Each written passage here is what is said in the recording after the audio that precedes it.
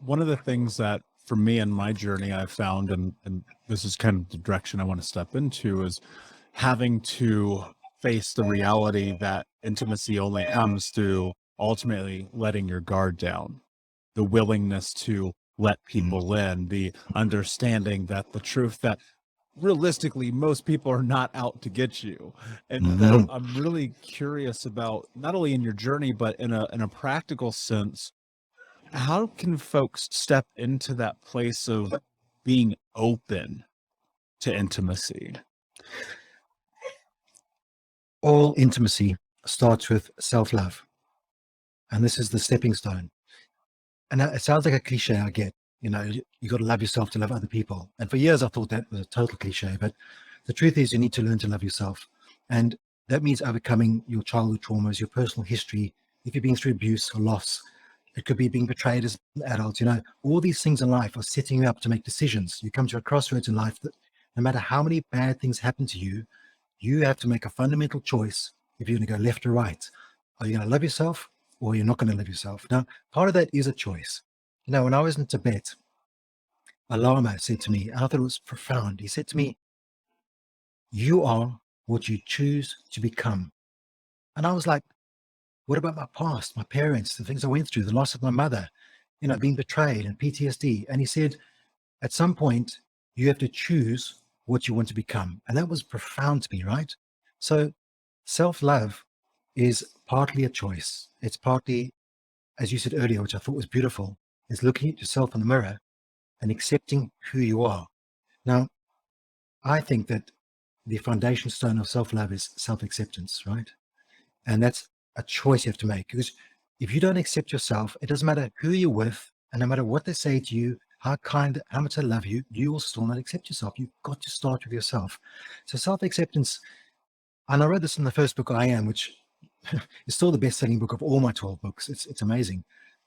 I said that if you imagine that you're a flower, and there are thousands of different flowers, you accept that flower as it is. So let's just say, hypothetically, like, I don't know, I'm a chrysanthemum and you're a rose, right? Now, they're totally different flowers. So I don't want to compare myself to you and say, wow, look at the colors you have and look at the way you're growing and all these different things. I'm going to say, I'm the chrysanthemum. I'm going to accept myself as I am, and you accept who you are. So I'm not going to compare and contrast to other flowers. I'm just going to accept myself completely. And accepting yourself means that there's full ownership of who you are. And this is something, again, that I was taught by a shaman about total ownership. You see, when we have trauma in life, we often become a victim, which is natural and expected. And it should be like that for a while. You feel, poor me, I need help, I need support, I need a therapist, I need friends, whatever. But at some point in life, you can't stay a victim. You have to practice ownership. And ownership to me is more than self-responsibility. It's owning every bit of who you are.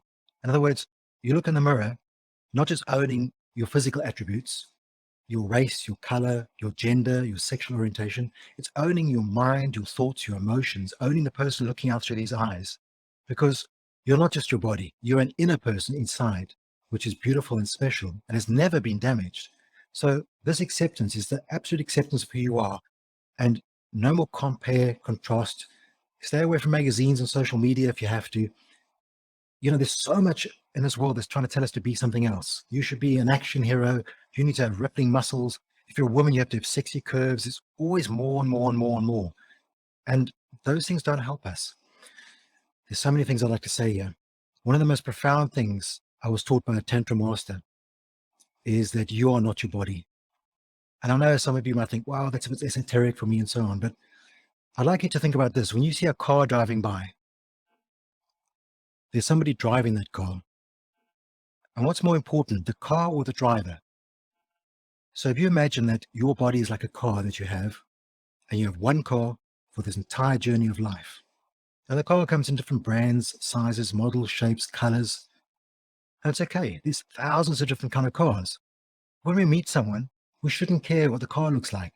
We care about who's driving the car, right? So when I'm meeting somebody, I don't care about your race, your sexual orientation, your gender, ethnicity. All those things are nonsense and meaningless. I'm interested in who you are driving the car. Who are you as a person? What are your, as you said earlier, which I loved, What are your core values? Because your core values define who you are and they define how you interact with other people. And when you have what I call healthy core values, you're on the road to self-acceptance and self-love.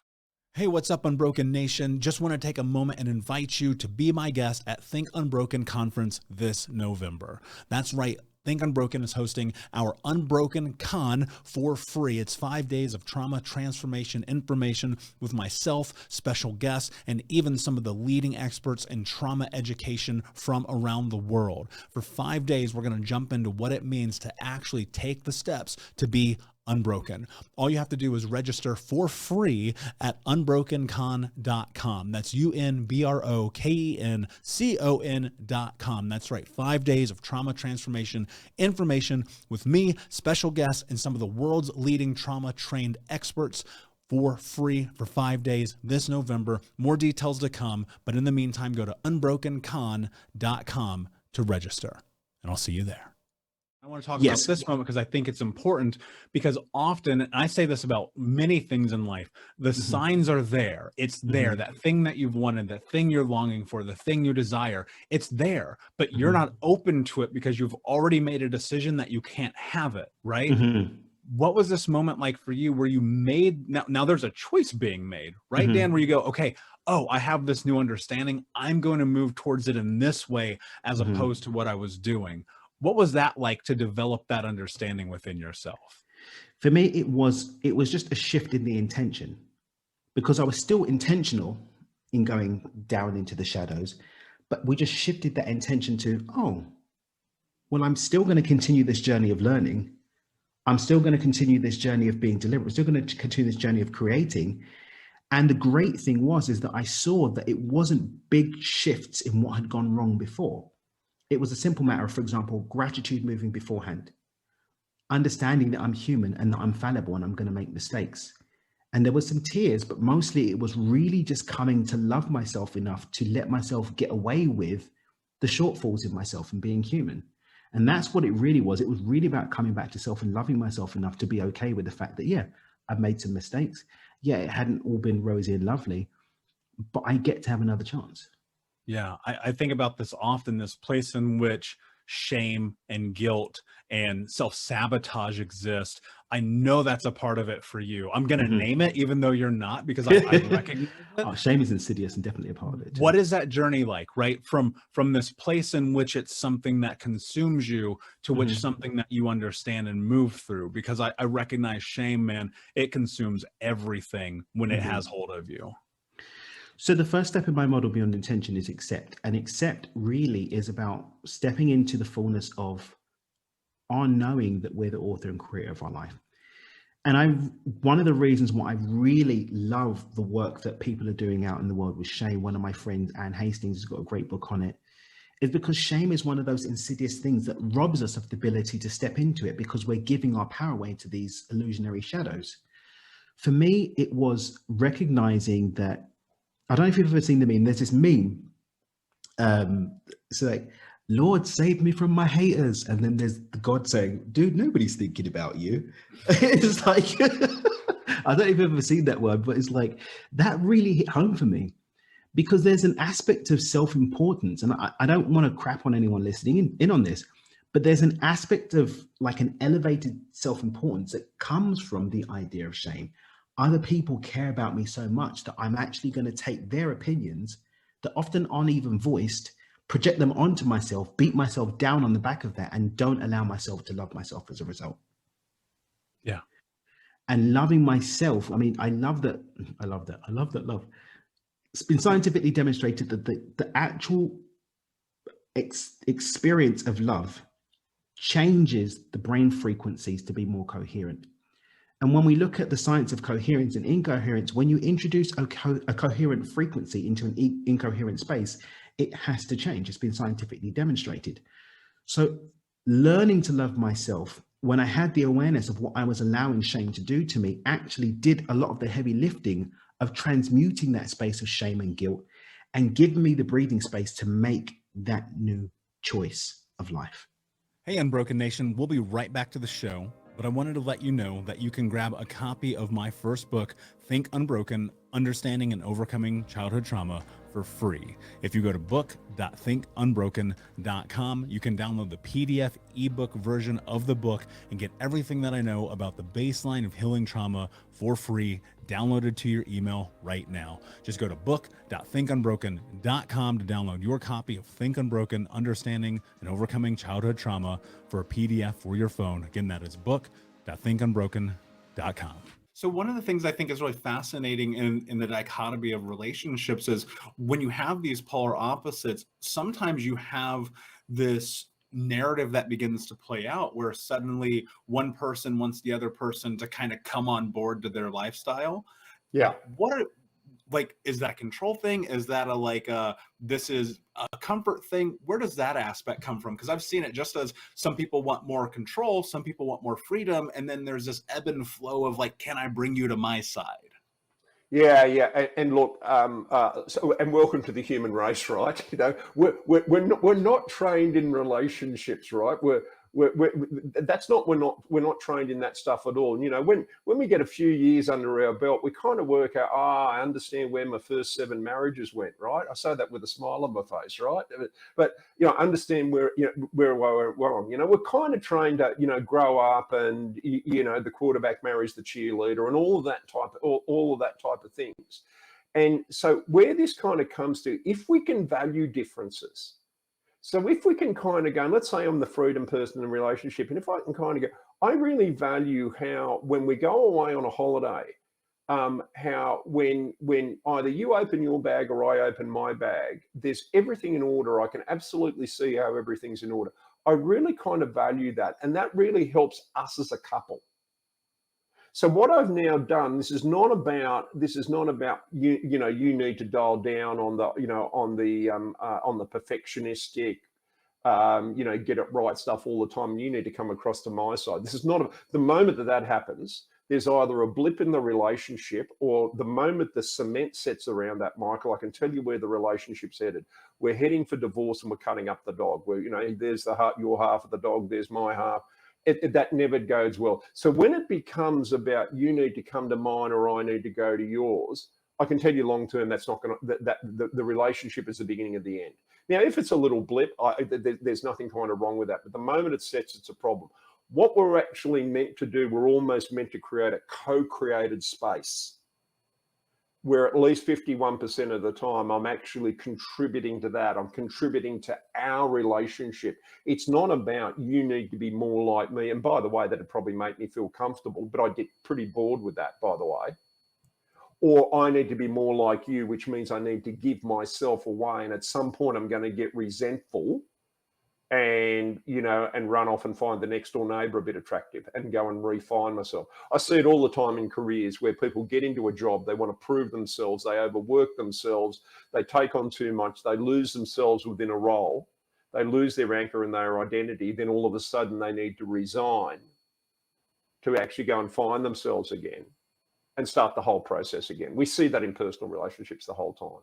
So no one wants to not be themselves. There's no doubt about that. But it's this bit about this co-created space, about understanding the differences and actually contributing to something greater than ourselves.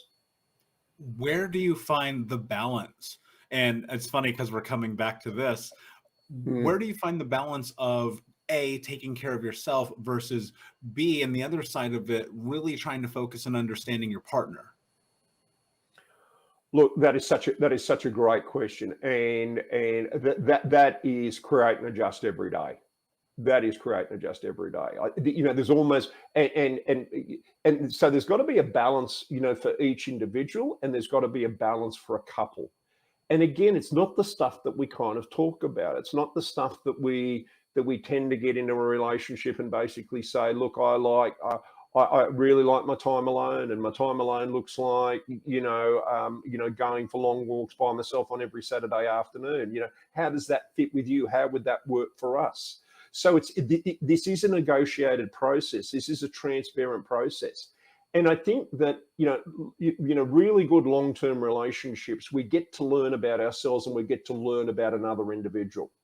And the challenge is actually, how do we keep having these really important discussions about Are you feeling valued? Are you getting your needs met? That's for each person in the relationship. But also, how are we going as a couple? You know, how are we getting that balance right? Am I listening too much? Am I talking not enough? Am I too unplanned? Are we, counting too many socks on Thursday morning? I think it's those discussions that we need to become a lot more sophisticated about. And I know that sounds really simple and kind of, come on, Warren, there's got to, give me something a bit more headline and a bit more smashing than that, right? But I think that's the practicalities of any great friendship, personal relationship, business relationship that really goes around calibrating around who we are and what we're trying to do. I think the harder thing about it is, and what you understand and what I believe that I understand, is living life on your terms. How do you really like step into this idea? Like, you can live life on your terms. You can have the life you want to have, the family you want to have, the career you want to have.